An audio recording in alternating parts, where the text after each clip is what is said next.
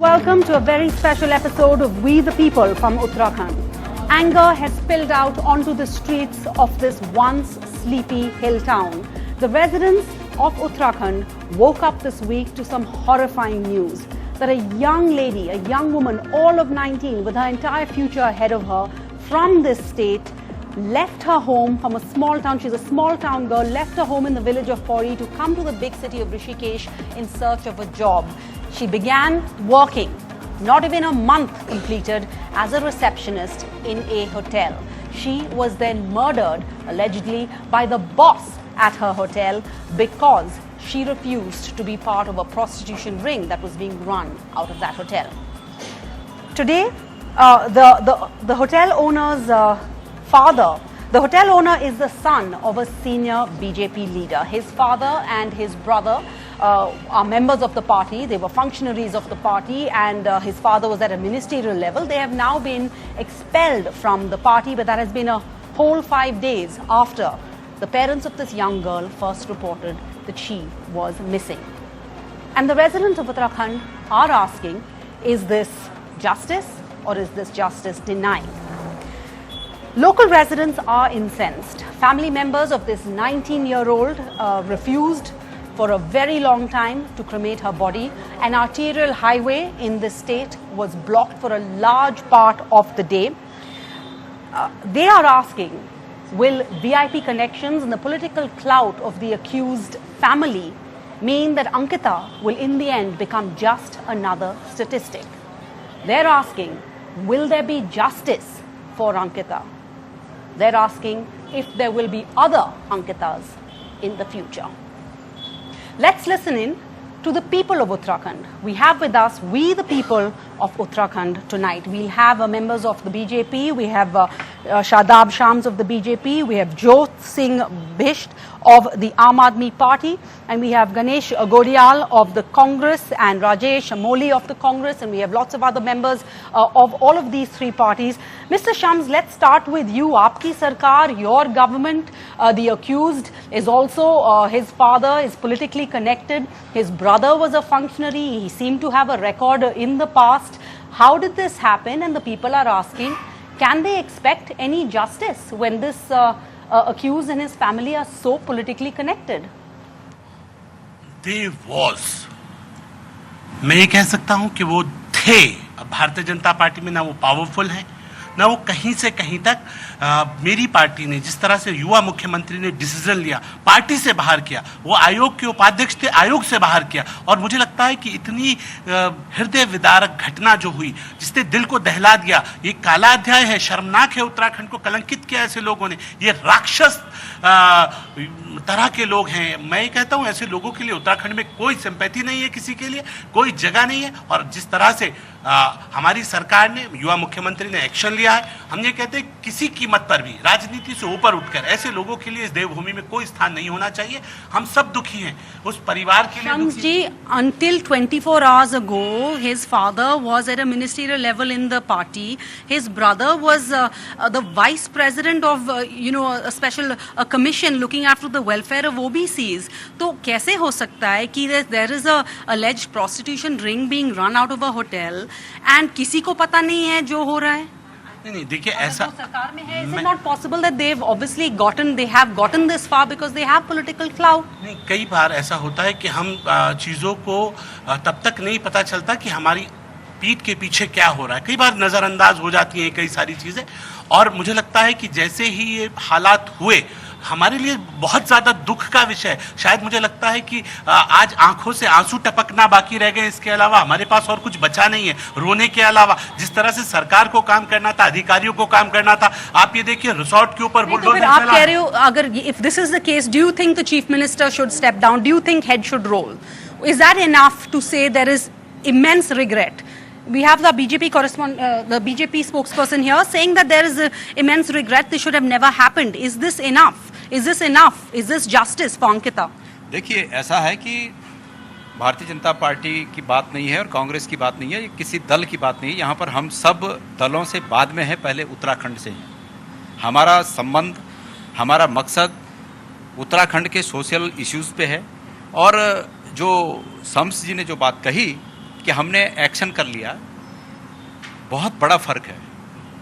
हम ये नहीं कह रहे हैं कि ये घटना बीजेपी ने कराई, ये कोई नहीं कह रहा है।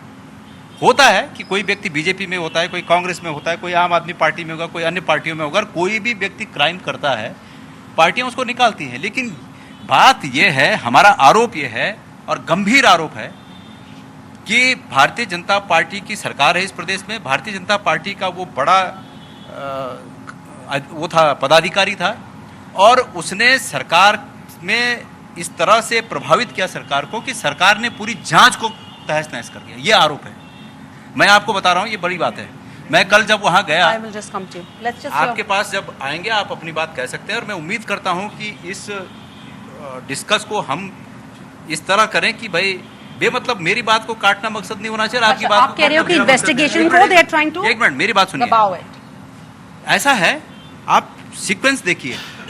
वो लड़की परेशान है और अपने दोस्त को कहती है कि मैं यहाँ बहुत परेशान हूँ, मुझ पर दबाव बनाया जा रहा है कि मैं एक वीआईपी के लिए स्पेशल सर्विसेज के, मैं स्पेशल सर्विस दूं उसको, एक वीआईपी को। और उसके बाद वो लड़की लापता हो जाती है। उसका परिवार जाता है कि भाई इसकी रिपोर्ट लिखी जाए। वो जो पटवारी रिपोर्ट लिखने वाला था वो छुट्टी चला जाता है। कैसे चला जाता है वो छुट्टी? कॉन्स्पिरेसी देखिए आप। उसके बाद जो चार्ज में नया पटवारी आता है वो रिपोर्ट को लेता नहीं है 5 दिन तक। वो लोग दर दर भटकते हैं।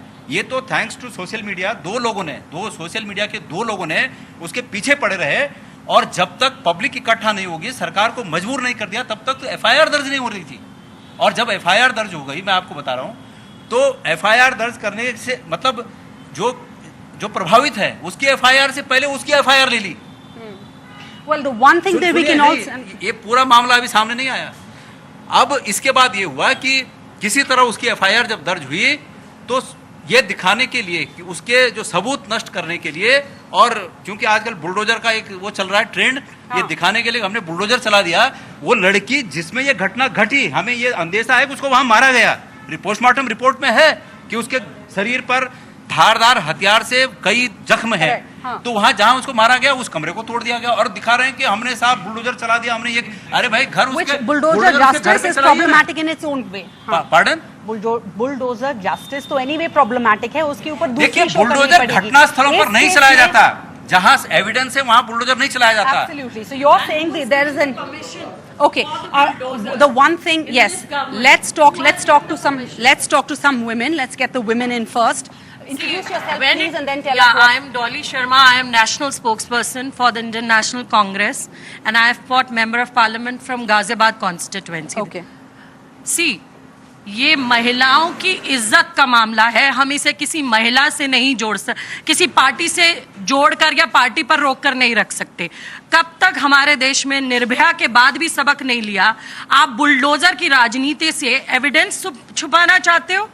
किसने परमिशन दी? उत्तराखंड का वो कौन सा ऐसा अधिकारी है जिसने ये परमिशन दी कि आप वहां बुलडोजर चलाइए? बताइए, हमें नाम बताइए उस अधिकारी का जिसने अंकिता के परिवार को प्रताड़ित देखते हुए, परेशान देखते हुए, उसके पिता की गंभीर हालत है, माँ उसकी परेशान है, केनाल में बेटी मिल रही है, ट्विटर हैंडल से पौड़ी पुलिस और ना जाने कौन कौन बता रहे हैं कि यहां पर लाश है। और उसके बाद भारतीय जनता पार्टी के, क्योंकि वो नेता का बेटा है, तो आप लोग इस तरीके की कार्यवाही करेंगे? कब तक नेता के बेटे को बचाया जाएगा? मैं कहती हूं कोई भी व्यक्ति नहीं बचना चाहिए, ये पार्टी से सीमित करके नहीं रखना चाहिए। बेटी की इज्जत है। All right. I think the valid question that everyone wants to know is why was this hotel bulldozed and why was it bulldozed overnight? So much over enthusiastic action taking place tonight. Ma'am, आप बताइए। Hello, हाँ जी, मैं उमा भट्ट हूँ और मेरी organisation है भारत ज्ञान विज्ञान समिति, और समता विंग में मैं काम करती हूँ महिलाओं की।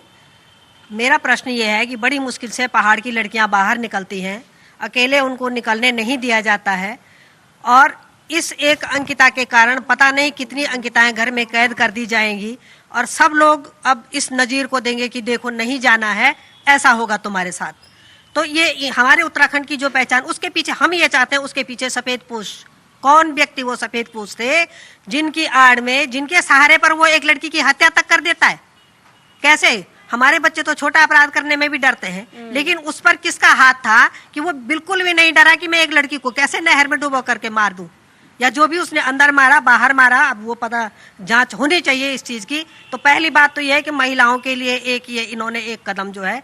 दूसरा, हमारे बच्चों के पास रोजगार नहीं है, कोई साधन नहीं है, अपने अपने होम स्टे खोल करके अपने गाँव में लोग किसी तरह से अपना रोजगार चला रहे हैं। लेकिन इस तरह की घटना ने अब उन पर भी प्रश्न चिन्ह लगा दिए होंगे। कितने लोग कह रहे होंगे यहाँ क्या होता है, यहाँ क्या होता है, लेकिन वो बेचारे गरीब बच्चे वो भी मारे जाएंगे। तो इस तरह की घटना उत्तराखंड को शर्मसार करने के लिए है। I think you made a very, very valid point. There is going to be a fallout of this, and first of all, it's likely to be felt, and the impact is likely to be felt in the homes of young women who've been hoping to try and get out and get jobs and improve their families' financial security. I have a young lady here with me. Thank you for joining us, who actually works as a receptionist in one of these hotels in Uttarakhand, in Dehradun, which is booming in terms of tourism. You know, I just want to know how you felt when you heard this news, and how did your parents react when they heard this news? Do you agree with ma'am that this is a difficult time for all of you? मैं बिल्कुल agree करती हूँ ma'am से कि मतलब अगर हम एक लड़की जॉब करने जाती है तो उसका मतलब ये नहीं कि आप उसके साथ कुछ भी कर देंगे। तो एक जब लड़की जॉब करने जाती है, अपने पेरेंट्स को बता के जा रही है, तो आप अगर उसके साथ गलत व्यवहार कर रहे हैं या उसके साथ गलत चीज़ कर रहे हैं, तो मतलब ये उत्तराखंड वो उत्तराखंड था पहले जहाँ पे लड़कियाँ सेफ थी, जो लड़कियों को आंख उठा के कोई देखता नहीं था। बट अब ये उत्तराखंड ऐसा उत्तराखंड हो गया है जहाँ पे रेप्स हो रहे हैं, मर्डर्स हो रहे हैं। मतलब अगर इस वक्त रोका नहीं जाएगा तो कब रोका जाएगा? All right. That's the voice of the people of Uttarakhand. I also want to just go across. I have with us the friends of Ankita, her classmates, Vivek Negi, Himanshu Mandrawal and Aditya Rawat, and Hitesh Gairola, who are joining us. Thank you, Vivek. It's been a difficult day for you. बहुत कठिन दिन हुआ है आप सबके लिए. Please tell us a little bit, Ankita के बारे में हमें कुछ बताइएगा. वी हैव हर पिक्चर, सब जगह उसकी पिक्चर दिखाई देती है, बट अंकिता की आशाएं क्या थी? व्हाट वर हर एम्बिशंस, उसकी गोल्स, उसके मन में क्या चाहती थी? शी वाज ओनली 19, उसकी हर future was in ahead of her. First of all thank you सारा मैम कि आपने हमें ज्वाइन करवाया इस मुहिम में, जो हमारी बहन, हमारी दोस्त के अंकिता के साथ हुआ. स्कूल में हम काफ़ी सालों से साथ में थे. मैंने क्लास 5th में ज्वाइन किया था, उसने क्लास 4th में ज्वाइन किया था, और 12th हमने साथ में ही पास आउट किया. स्कूल में परफॉर्मेंस काफ़ी अच्छा था उसका, स्पोर्ट्स में काफ़ी अच्छी थी. स्कूल में एनुअल फंक्शन होता था, वहाँ पे काफ़ी अच्छी थी, डांस वगैरह करती थी, पढ़ाई में काफ़ी अच्छी थी, हाईएस्ट परसेंटेज होल्डर थी. हम बस ये चाहते हैं कि हमारी दोस्त को जस्टिस मिलना चाहिए. जब उसको नौकरी मिली थी यहाँ पे, जी विवेक, जब उनको नौकरी मिली थी in Rishikesh, far away from her small town of Pauri, where she was going to school with all of you, what were her thoughts? Was she excited to go to work? Did she think she had landed a great job, that she could finally help her family, she could contribute towards the family's budget? जी, जब हम school में थे तो काफ़ी बातचीत हुआ करती थी हमारी. वो बोला करती थी कि मुझे 12th के बाद मुझे अपनी फैमिली को संभालना है. काफ़ी पुअर फैमिली से बिलोंग करती थी वो. देखा जाए तो हम पौड़ी में रहते हैं, जो कि एक पहाड़ी क्षेत्र है. वहाँ से जो भी लोग बाहर जाते हैं, चाहे वो जॉब के केस में हो या किसी भी चीज़ में हो, तो यहाँ के जो लोग होते हैं वो देखे जाते हैं कि काफ़ी भोले होते हैं. तो वो भी काफ़ी सीधी थी, ज़्यादा बातचीत करती नहीं थी किसी से. काफ़ी अरमान थे उसके कि मेरे को जॉब करनी है, अपनी फैमिली की मदद करनी है.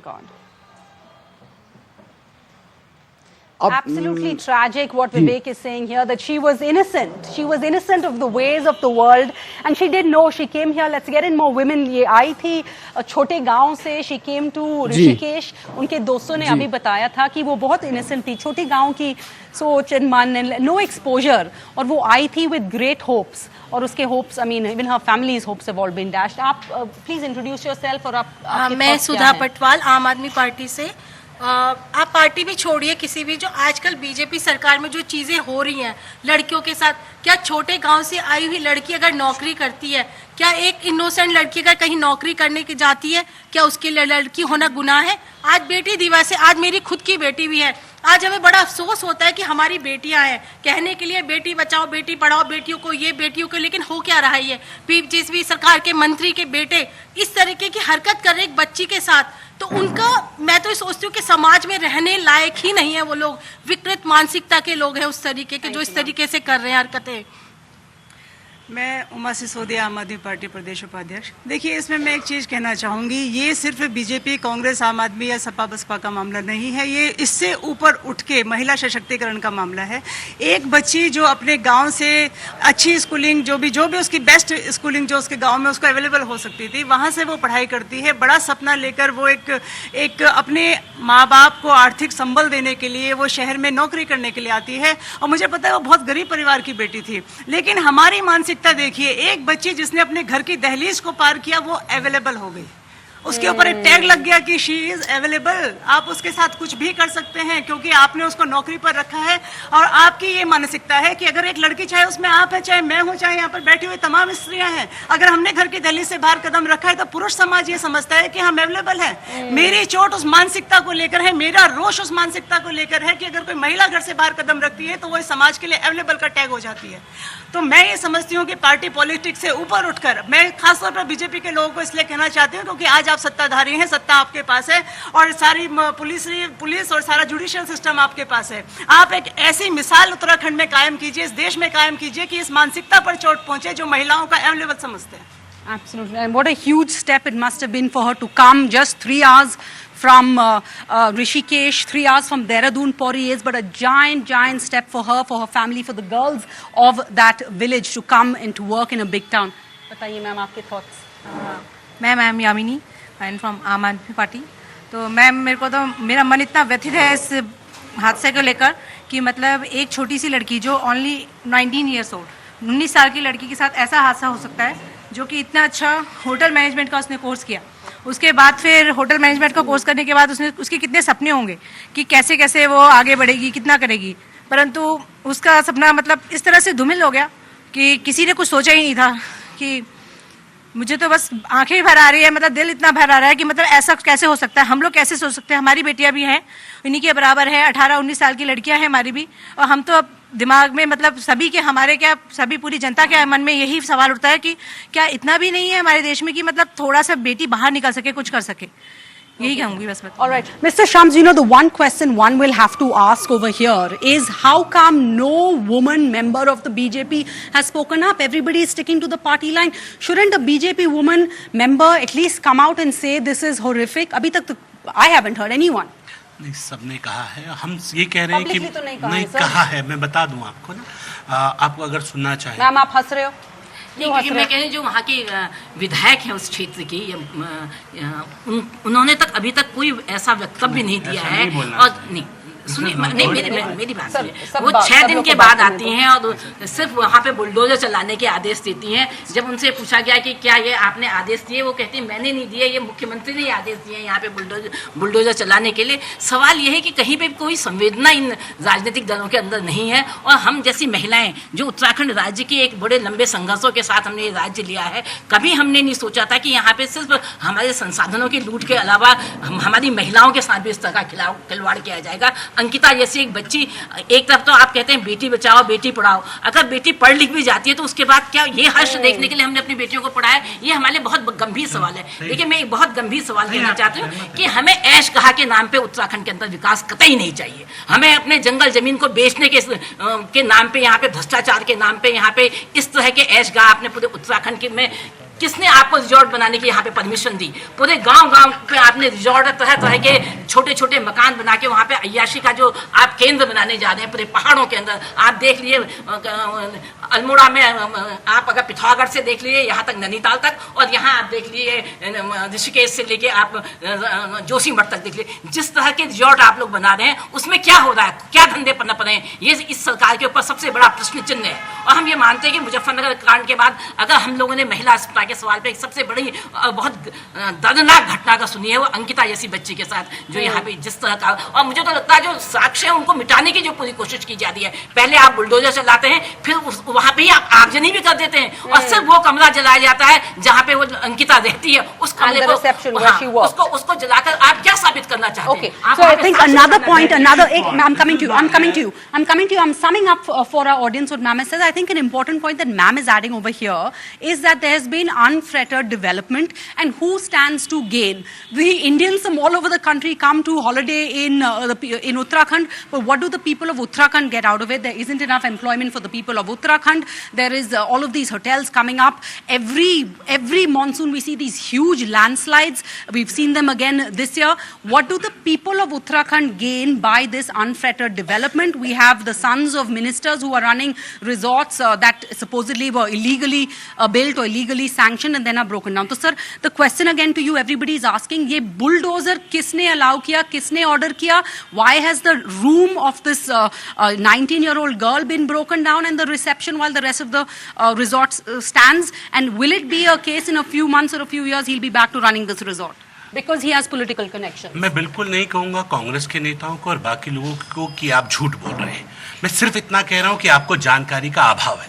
बिल्कुल अगर ये आप कहते हैं, साबित कर दें कि उसके कमरे के साथ जहां वो रहती थी या जिस एरिया में घटना घटी, अगर एक जरा कहीं छेड़छाड़ बुलडोजर की हुई हो, मैं अभी पार्टी से इस्तीफा देके सर डीएम ने कहा है। अच्छा एक मिनट ओके, इसके बाद I want to go across to Mr. Bisht. Mr. Bisht, sum up your thoughts and what do you hope will change for people of हत्या के Uttarakhand? पीछे जो कारण था, जो बताया गया कि साहब अंकिता को इस बात के लिए दबाव बनाया जा रहा था कि वो उनके मेहमानों को खुश करे, तो वीआईपी मेहमानों को खुश करे। अगर अंकिता स्वीकार कर लेती तो फिर कुछ भी नहीं होता, किसी को पता भी नहीं चलता कि क्या हो रहा है। अंकिता ने स्वीकार नहीं किया, उस बहादुर बेटी ने उसके खिलाफ लड़ाई लड़ करके अपना बलिदान दिया, तो उसका बलिदान बेकार न जाए, ये हम सबकी जिम्मेदारी है। और उसके साथ जिन मेहमानों को खुश करने का उस पर दबाव था, वो मेहमान कौन थे, उनका नाम सार्वजनिक होना चाहिए, उनका नाम सार्वजनिक होना चाहिए। तो मेहमान कौन थे? दूसरी एक लाइन और है कि उत्तराखंड में उसकी 5 दिन एफआईआर नहीं लिखी गई, सरकार कैसी जवाबदेही स्वीकार नहीं करेगी। और उसके अलावा जिन लोगों के रिसोर्ट हैं, जिन अधिकारियों के पीरियड में राज्य के अंदर अवैध रिसोर्ट बने हैं, उन अधिकारियों की लायबिलिटी सरकार फिक्स करेगी या नहीं करेगी, ये भी दूसरा बड़ा सवाल है कि अवैध रिसोर्ट केवल उन पर अब तोड़ना काफी है या अधिकारियों की लायबिलिटी फिक्स हो, ये जरूरी है। I am Garima Daswani. I am the chief spokesperson for Uttarakhand Congress and a mother of a 22-year-old girl. Definitely, Uttarakhand is devastated today because we are not used to such incidents. हम लोगों को आदत नहीं है अंकिता भंडारी जैसे यहाँ पर जो कांड हुए हैं। शादाब शम्स जो यहाँ पर भाजपा का प्रतिनिधित्व कर रहे हैं, रिसेंटली इन्होंने कलियर शरीफ के ऊपर एक बहुत गंभीर आरोप लगाया था कि वहां देह व्यापार चल रहा है। मैं गुजारिश करूंगी शादाब शम्स से कि अपनी पार्टी में देखिए कहां कहां देह व्यापार हो रहा है, अपने अंदर झांकने की जरूरत है आज भारतीय जनता पार्टी और आरएसएस के लोगों को। जो पुलिस रिलीज है उसमें इतनी एम्बिग्विटी है, मुख्य आरोपी का पता नहीं चल रहा है, एक ने बलात्कार किया या गैंग रेप हुआ है उस बच्ची का, एक ने उसको नहर में फेंका या सबने मिलकर फेंका, पटवारी छुट्टी चला गया, असली पटवारी कहाँ है, निलंबन के नाम पर एक रिलीवर को आप निलंबित कर देते हैं। तो ऐसे में बहुत सारे सवाल हैं जो अनुत्तरित हैं और जिसके लिए आज जो एंगर आपको दिखाई पड़ रहा है क्योंकि दागी सरकार नहीं है विश्वास। So we want, the public wants to know whether there will be answers to all of this, because as we've seen in India, a few days pass, the headline changes, something else happens, there's a flood, there's an earthquake, and people forget. And is that what the BJP is trying to do? Bide time over here, because the accused is politically connected. His father has been at a ministerial level in your party. बिल्कुल झूठे आरोप हैं। हम वादा कर रहे हैं आपके, मेरी सुन तो लीजिए मैम, मैं कह रहा हूँ वादा कर रहे हैं, एक को नहीं छोड़ेंगे, कितना रसूखदार हो घसीट के लाएंगे और जस्टिस नहीं मिलेगा तो हम information be made public? Yes, who ordered the bulldozing? मैं बता रहा हूँ, मैं आपको आंसर दे रहा हूँ। आप ये ऐसे बोलेंगे नहीं चलेगा ना। देखिए आपको आंसर तो लेना पड़ेगा। मैंने कहा मुख्यमंत्री जी ने कहा कि वो जो पूरा एरिया है आप इसकी जांच कर सकते हैं, मौके पे साइट पे जा सकते हैं उस रिसोर्ट में, जहां पे लड़की रहती थी, जहां पे ये गंदी घटना घटी है, उसके साथ अत्याचार हुआ, उस पूरे एरिया को सील किया गया है, उसमें कहीं कोई तोड़फोड़ नहीं। एक बात। दूसरा, मैं कह रहा हूं अगर ये गलत साबित हुआ तो मैं रिजाइन कर दूंगा पार्टी से। दूसरी बात, मैं कह रहा हूं मेरे मुख्यमंत्री ने बहुत ईमानदारी से कहा है, हमने फास्ट ट्रैक कोर्ट बना दिया है कि फास्ट ट्रैक कोर्ट में इस घटना की लाइन जाएगी, हमने SIT का गठन कर दिया है, हमने लड़कों की demand will there be a follow-up? Will we know what the results of the post-mortem are? Will we know what happened on the CCTV footage? जिम्मेदारी हमारी है, किसी कीमत पे बख्शेंगे नहीं। और मैं बिल्कुल नहीं कह रहा हूँ कांग्रेस के राज में क्या क्या हुआ, मैं बिल्कुल नहीं कह रहा हूँ, बिल्कुल नहीं कह रहा हूँ। मैं केवल और केवल इतना कह रहा हूँ, हम इंसाफ करेंगे। वो बच्ची हमारी थी, ये उत्तराखंड के ऊपर हमारे ऊपर कलंक है। I want to end with one lady who's been sitting quietly through this all, ma'am. आप थोड़े बुजुर्ग लग रहे हो, आपने बहुत you've seen a lot of life जिंदगी देखी है। आप आखिरी में बताइएगा आप क्या चाहते हो इस केस के बाद? हमें तो चाहे बीजेपी हो या कांग्रेस हो, हमें तो दोनों एक ही थाली के चट्टे बट्टे लगते हैं। जब से राजधानी बनी है तभी से माफिया यहाँ पनपे है और उनको सहन नहीं। Absolutely, I'm extremely out of time. We lost a lot of time with everybody arguing. Thank you so much for joining us on We the People.